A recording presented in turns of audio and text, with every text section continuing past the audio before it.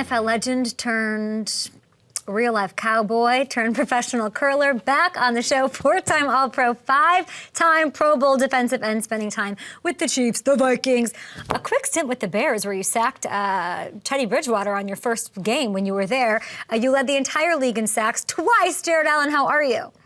I'm good. How about yourself? I'm really good. Really good. I always love talking to you. What have you been up to since last time I talked to you? What's up? Oh, not much. Just hanging out, moving, all the fun stuff, chasing kids. You know, life. That's it. Where are we moving? And, we've been building a house just down the street from the previous house. So, all that fun stuff. And then we acquired a really cool thing called Mullet Champs. So we're putting on mullet competitions. So, life is just fantastic. Tell me everything I need to know about the USA Mullet Championships and, of course, where I can sign up. Go to usamulletchamp.com, sign up. We just opened registration a couple of days ago. It's awesome. And then, a lot of the proceeds, all the proceeds raised by the contestants go to my foundation, Jared Allen's Home for Winter Warriors. So that's part of the, we judge based on fans vote, how much money is raised, and the judges voted. We got some killer judges this year. It's been a fun deal. I got introduced to it last year, and then we actually got it. We actually got it acquired this year. The engagement's nuts. The kids are the best. That's the best part. We give out prize money. We're always trying to figure out ways to to elevate it now that we have full control, and hopefully do scholarships and stuff. But the kids contest is hands down the best. And dude, it's amazing some of the flow that these kids got at such a young age. Okay, first of all, there's a couple of things here. This is not, you said all of the proceeds, everyone has to understand that. Like if you're hanging around and want to donate to something where your money's making a difference, Jared Allen is having 100% of the contestants' donations go to Jared Allen's Homes for Wounded Warrior Foundation. You've raised over $220,000 so far. It's amazing, and it's a lot of fun. And I gotta ask you, some people out there, they try to do the mullet thing. They're trying to win this competition. They want the glory. What wins a mullet competition? What does the GOAT mullet look like? What are the qualifications? Okay. All right, here we go. Let's go. The mullet is, it's timeless. It's a massive comeback right now. It's fantastic. You see it everywhere.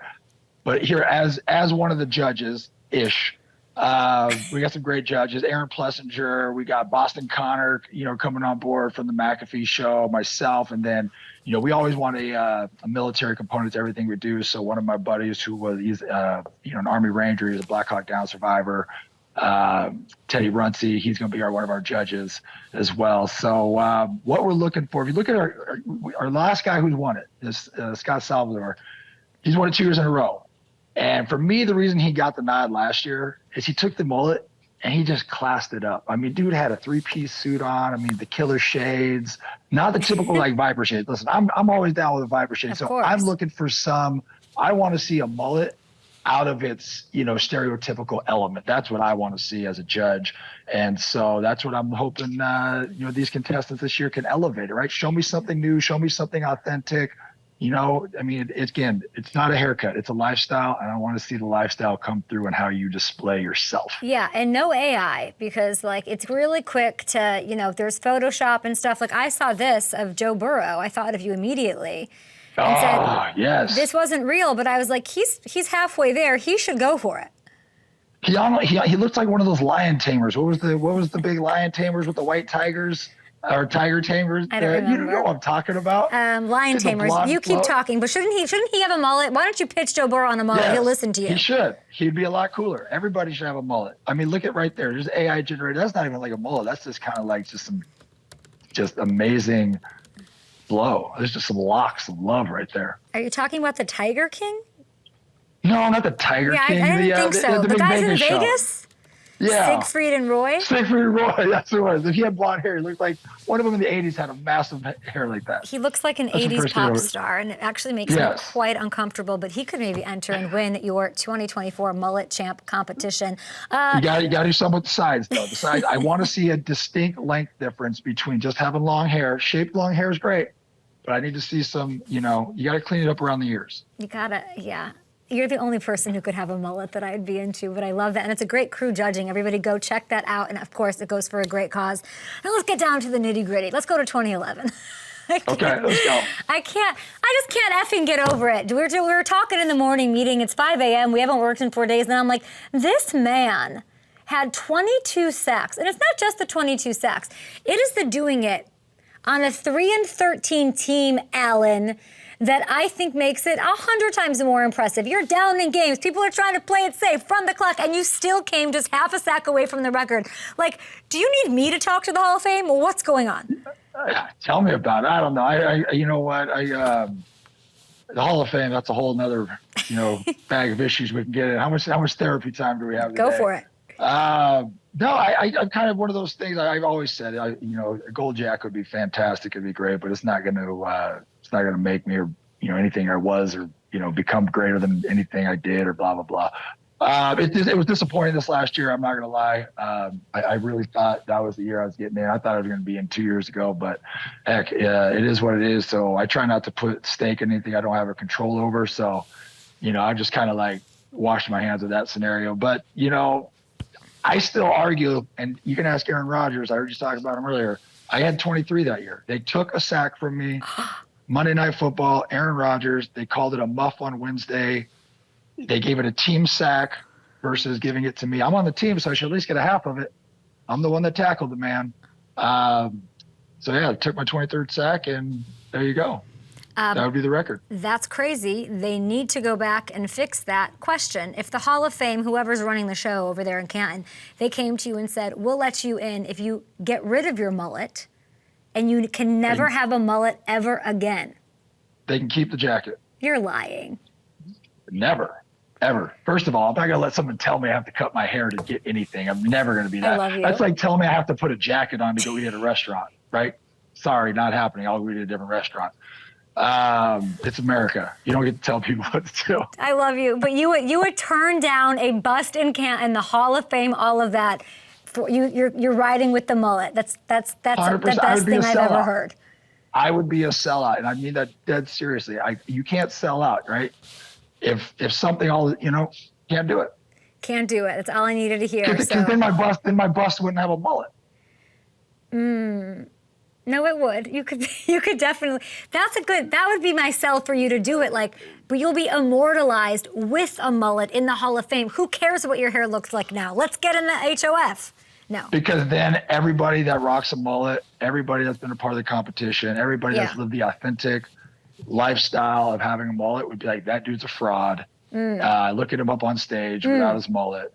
I've only cut it for a handful of times. I cut it for my wedding reluctantly, but I did.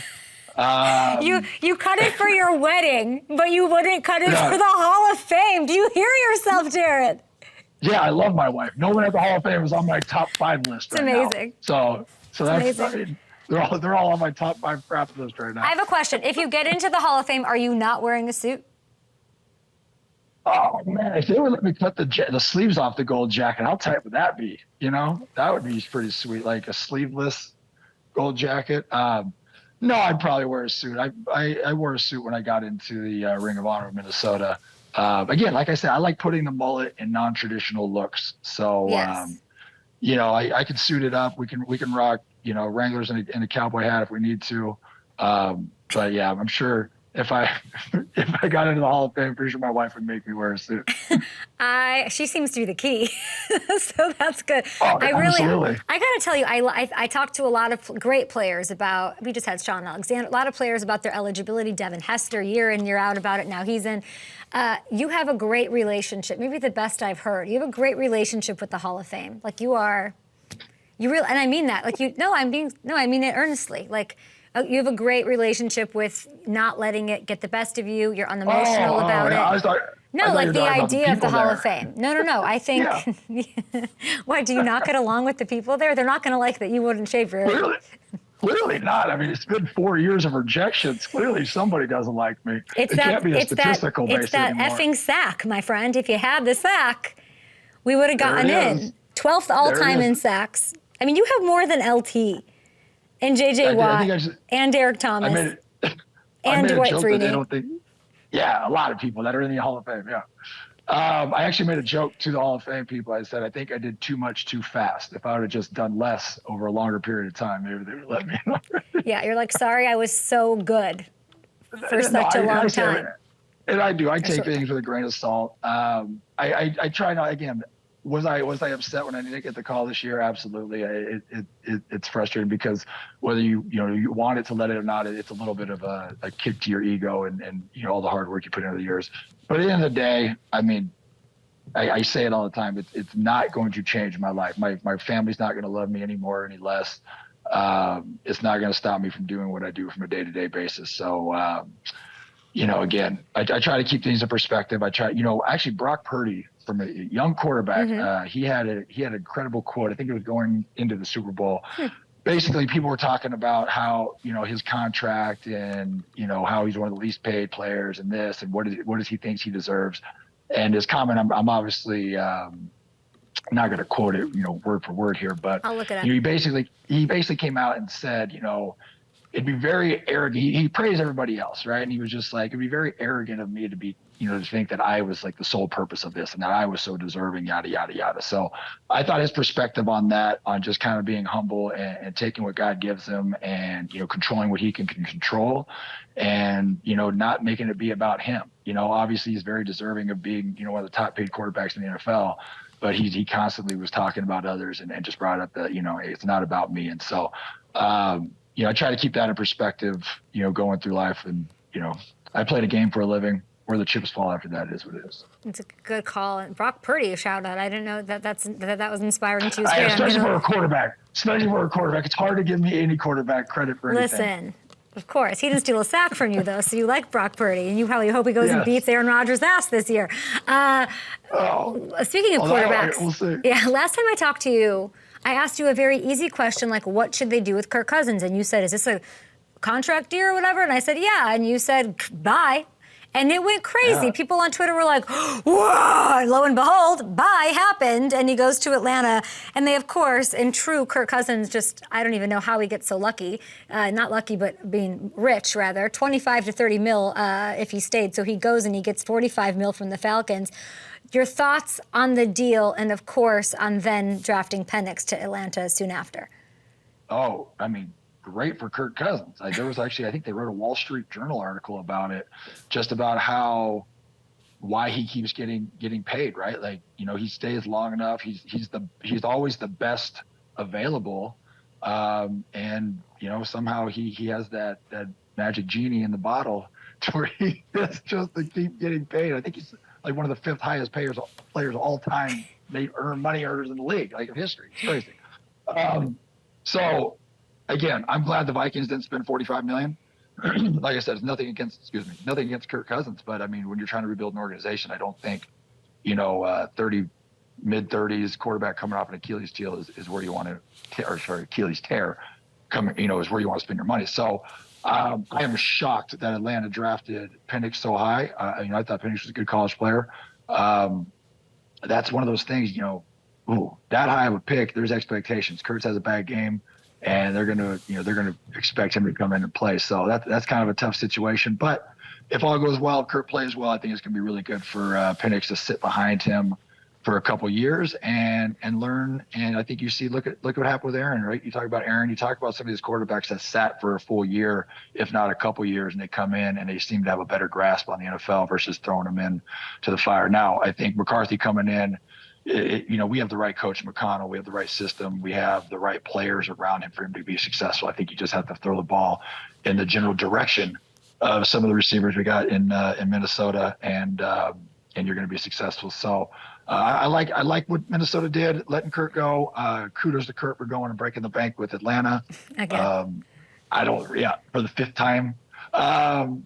And so, again, it all worked out. But wait, you didn't like the idea of paying Kirk. Are you into the idea of paying Justin? You're saying whether it's 100%. Pay him. Tell me why. And what? He could push for 40 mil. Give it to him. Why?